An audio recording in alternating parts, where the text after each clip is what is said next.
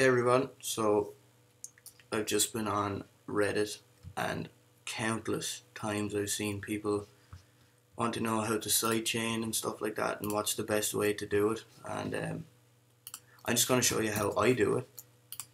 It's a thing I figured out. Barely Alive actually had their producers, they had a screenshot and I seen them doing this, so I'm going to show you now.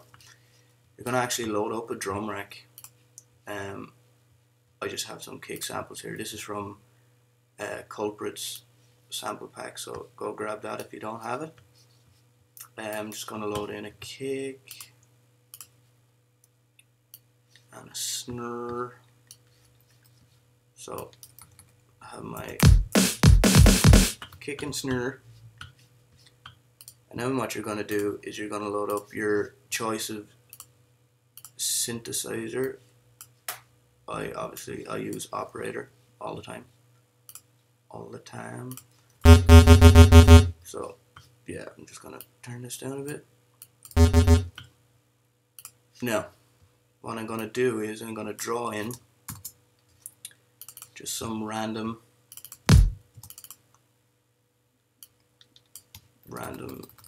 drums in here.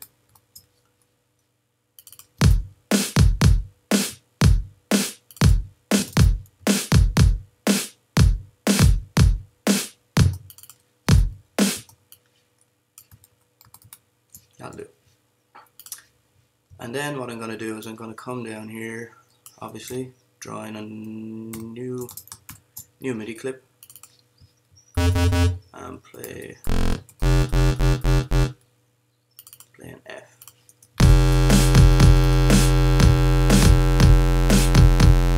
Now you can hear that obviously the synth isn't sidechained yet. So what I'm going to do is there's a plugin that I highly recommend called Volumeshaper by Cable Guys. The first thing you need to do is you need to group your track, then you need to set up a new MIDI track and take the input from all ins from the drum rack, then hit in on this. Now you can see it's getting level from this drum rack right here. Then what you're going to do is get your Volumeshaper and drop it onto the rack. Now this is great. This is a great little plugin. In here in this dialog window, you drop it down and go to beat one shot. And then just kind of there's all these kind of different presets here, so I'll just click on this one. You can mess around with them once you do that as well. Then over here in the no output thing dialog box should I say, you'll send it to the group, which is group 2. Now you'll see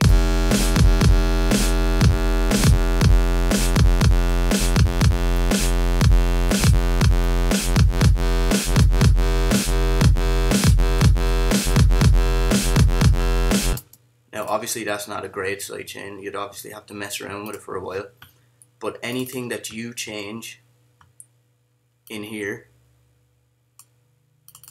will affect the sidechain. So say if I just do, I'm just fucking around with this now. Check this.